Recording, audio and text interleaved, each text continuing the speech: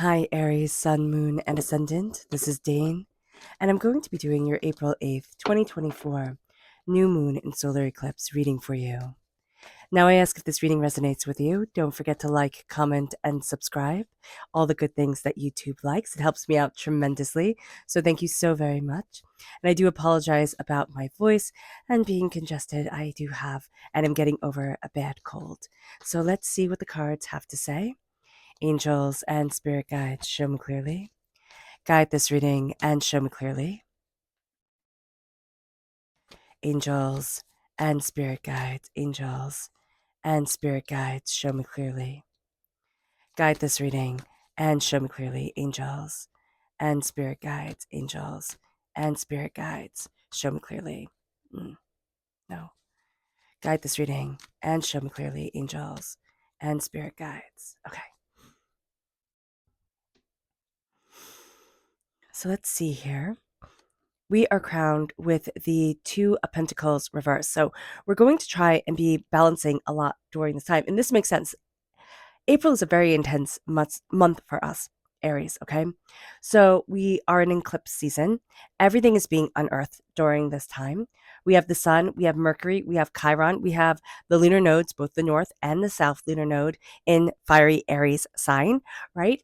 So we have a lot of energy coming forward. We have Mars, which is our ruling planet, conjunct Saturn.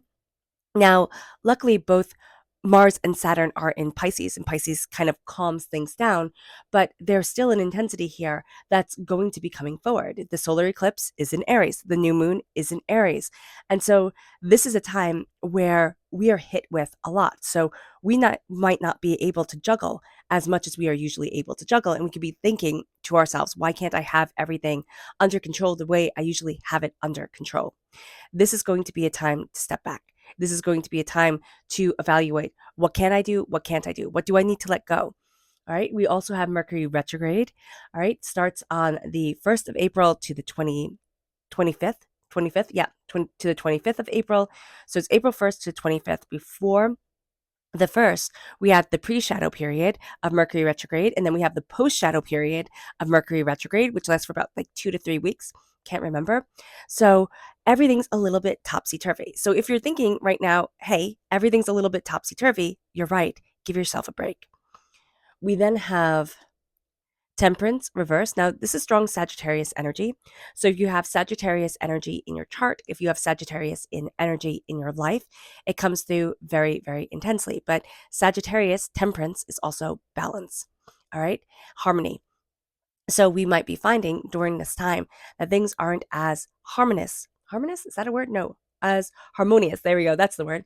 As we would like them to be. Sagittarius time frame is also November 22nd to December 21st. So it can be something around that time that either is going to happen or has happened that has caused a discord in our lives to show up. And it will be showing up during this time. Now, with the Six of Swords in the reverse position, we want to move forward really, really quickly. Our angels, our spirit guides, they are absolutely guiding us, but we don't really want to listen. This is going to be a time where there's a lot of tension, okay? There's a lot of tension. There are sharp words. We want to move forward. We want to go after things. It's very much the adage of, any movement is better than no movement whatsoever. And that's not necessarily the case. Sometimes the smartest thing you can do is stay still. And so during this time with the Six of Swords, moving forward, you don't want to stay still. That's going to be an important thing to know. But moving forward slowly, carefully, moving into the mist, we're moving into the unknown during this time. We don't want to rush in because, there could be a big hole right in front of us. We want to go slowly and steadily.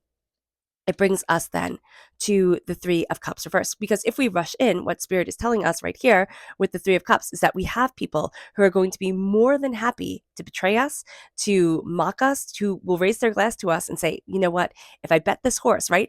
And you win, then that's great for me. But if you fail, I'm going to, also, be hedging my bets and making sure that I'm covered no matter what. So just be mindful about this. We can have people that we think are supposed to be on our side. We can have people that we think are on our side and they prove not to be. So this can be a time where we really learn who our friends are.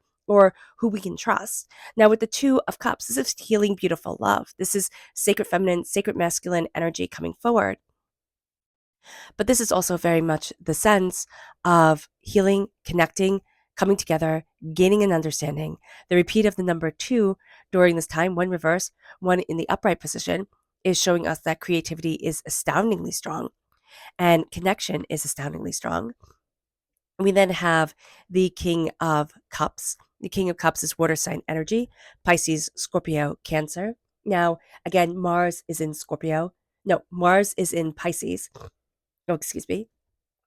And so that is going to be a very beneficial alignment for us. It does calm down the way that Saturn comes in. So when we're aligned with Saturn, Saturn is very much top down structure, rules, orders, notes, lists, as orderly as possible. And that's great. That's great for us. It works with our general, and it's like being the general of an army kind of mentality of things, or a way that we run things, or a way that we want things to move forward. We like things to be orderly. We like things to have a clear, cohesive line forward.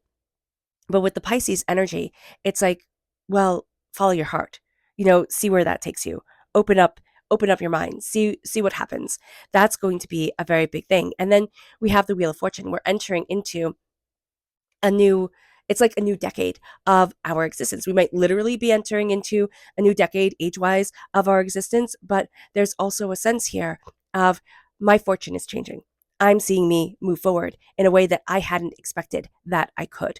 I'm opening up the door. I'm gaining an understanding of myself. I'm looking at me in a different way. The tides have changed. And this is in a positive way. It's in the upright position. It's not like, oh my gosh, buckle your seatbelts. We're in for a heavy ride. Yes, things are intense, but we're going to be coming out of this time period and probably out of the month. Yeah, it's most likely for most of us, Aries, out of the month of April. We're going to be coming out of the month of April much different than we went into the month of April. There's going to be a sense of, oh, well, that was well done, or oh wow, that was a huge shift. And it's going to be more empowered. It's going to be more, assertive. It's going to be more, and in Aries being more assertive, we can say, okay, well, maybe I don't need that. But no, you do, because this is going to be a time where you say, this is my voice and this is what I want. I'm not willy-nilly about this anymore. I see where it is that I want to be. And the path that the solar eclipse is taking, and the alignment of the planets and everything like that. But the path that the solar eclipse is taking, we will not see for another 375 years. So this is going to be a time that affects us, not only this generation, but for generations to come. That has a huge impact. And we can say, okay, why does it matter if it's not going to be for another 375 years? It doesn't make any difference. But it's like, harness this energy while you can. Harness this energy, because we will not see it again. And that is an extraordinary thing. Yes, tempers can be flying. Yes, we can say the wrong thing at the exact wrong time in a spectacular way. But also, a Mercury retrograde, all right, brings things to the open that need to be said, that haven't been said, and bottling up. It brings them to the forefront. A new moon brings new beginnings, and so does the solar eclipse. It brings this fresh start, this new way of looking at things. It brings to the surface, it unearths what needs to be unearthed, so that we can grow and we can evolve and we can move forward the way that we want to. And we do so in a very healing, beautiful way for us. So let's see what Spirit has to say. And if you're interested in entering to receive a free reading, put a rain cloud in the comment box below. A person will be chosen at random and announced on Sunday. Hit the bell notification if you want to be notified of that announcement. So good luck to everyone. Angels and spirit guides, show me clearly. So this is family reversed. This can be, with the Three of Cups reversed, this can be cutting ties with somebody who was toxic in the family, or this could be saying, I need to have that core group of coming back together, of coming and connecting. And it might not be the family we were born into, or it could be the family we were born into, but we're going to see during this time, it's like the people that we had relied on or leaned on, or thought were going to be there. We're going to look at things differently. And there's a healing that comes with that. And it can be a connecting with family. I know it sounds funny to say, but if you lost somebody, there can be the sense of almost betrayal. It's like, oh my gosh, they left me. And it can be hard. And this can be a time And this is a time for a lot of Aries where there's a healing going on, where it's like, oh, I wasn't abandoned, I wasn't left. So that's going to be a really important thing during this time. But there's also going to be the sense of strength and understanding and seeing the core group of people that you can rely on and who do love you and have your back. And they might be the family you were born into. They might be the family that raised you, if that's different. It might be the family that you've chosen along the way as you've grown. And it doesn't matter how your family comes in to your equation or how you define it. It matters that you see it during this time. And that's going to be important. Our chakra energy, angels, and spirit guides, show me clearly. Guide this reading and show me clearly, angels and spirit guides. This is truth. So this is the throat chakra. We need to speak our truth. Now, it doesn't mean that if we say the truth, nobody will get angry at us. And sometimes, saying the truth is not appropriate at the time. Sometimes people don't want to hear it. But to ourselves, we need to speak the truth. To ourselves, we need to say, this is what I want. This is how I'm moving forward. This is what I'm going after. This is where I want to be. This is who I am. And part of this solar eclipse, part of this new moon, part of this Mercury retrograde is all coming together to push that forward. And it's all in fiery Aries, and we are fiery Aries. So we're not going to be able to sit back and be kind of lackadaisical about anything. We're on a mission during this time. The mission is to see ourselves and to move ourselves forward and to go after what it is that we want. And it moves us then to our energy to be mindful of. Angels and spirit guides, show me clearly. Guide this reading and show me clearly, angels. And this is Cernunnos reverse. Now, this is the devil. So this is Capricorn energy, right? The devil is also Capricorn energy. Mars is in Capricorn. So we can be too structured, too orderly, too rigid with things, and that can stop us from seeing great opportunities that are coming our way. Okay, Capricorn time frame is also December 22nd to January 19th. So it's right after Sagittarius time frame. But if we have Capricorn in our chart, if we have Capricorn in our life, we might be hitting a few roadblocks with them and with that personality trait within our chart. But this is also not thinking of the consequences. This is energy for ourselves or for others in our lives where your actions had consequences. And we kind of didn't think it through. And this is going to be a time where we see that. We see consequences coming forward for ourselves, for others, and also addictions. Anything that can be used to pull us back, to keep us from evolving, elevating, going through an awakening, that can be kind of thrown at us, kind of like throwing spaghetti at the wall to see what sticks, and trying to hold us back from the place that we need to be, soul and spirit and self. So being aware of this during this time is going to be very beneficial. It might not be what we want to hear, what to see, but it's going to be very beneficial to us to say, okay, listen, I know I can self-sabotage during this time very easily. It will be very easy to self-sabotage. I know I can be looking at, other people's way of doing things and saying, oh, that's the right way, and questioning myself. That will also be a way of just like self-doubt, self-sabotaging, negative self-talk can come in there very strongly. So just be aware of this during this time. There's a lot of emotions that have been trying to knock you down, and you're going to be kind of calling them out during this time, seeing them, understanding them. You're juggling too much. This is a time to say, okay, what do I need to do? One thing at a time is going to be one of the best ways for you to move forward. So that's going to be important. You're also going to have a trickster, a liar being called out, and you're going to be seeing that within yourself. Even if it's just old negative words that somebody had said to you that planted themselves in your heart or in your psyche, you're going to be seeing it during this time because, again, things are being unearthed and you're like, oh, why am I listening to this? Why am I being held back this way? What the heck is going on here? You're finding a balance within yourself. You're finding a harmony within yourself. But first, there comes that discord. And you want to move forward so quickly because you want to kind of like outrun the discord. But what it is going to be seeing where the hurt is, seeing where the pain is, seeing where the feeling of being abandoned or overwhelmed or unseen, unloved, not taken care of comes from. And then there's the healing. That will slow things down. So once you see that, it'll start to slow, it'll start to connect. You'll start to slow down. You'll start to connect because it's almost like you're running away from your own shadow. But the only problem is, Aries, you can't run away from your own shadow. It's always right behind you. That healing comes in and then it's moving forward in love. It's moving forward in connection, in understanding, and in power. And the King of Cups says, this is what I love, and this is how I'm living my life, kind of be damned everybody else type of thing, excuse the language, but that's what the King of Cups says. And I'm living by example, my example of who I want to be and how I want to be in my world for myself. And that changes the game. The Wheel of Fortune is like, my fortune has changed.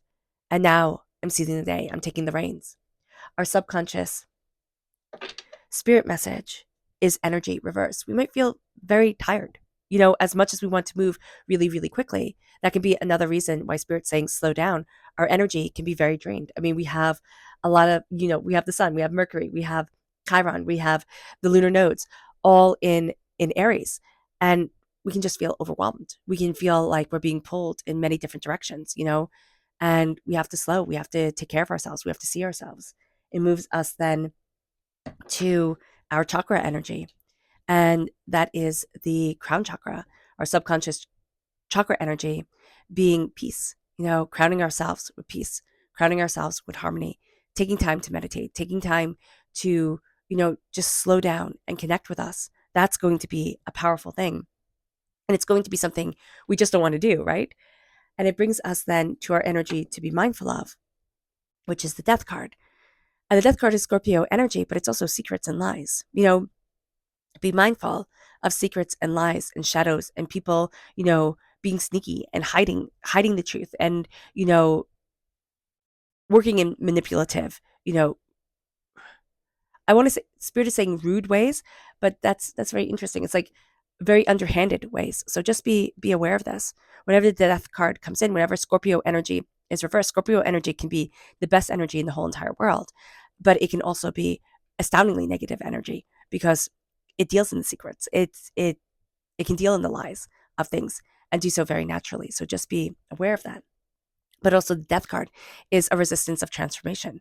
It's saying, I'm not going to transform. I'm not going to evolve. And there's somebody in our world, or it can even be ourselves, that's resisting a transformation of the heart. And that's going to keep us stuck. It's going to keep us in a place that we've outgrown.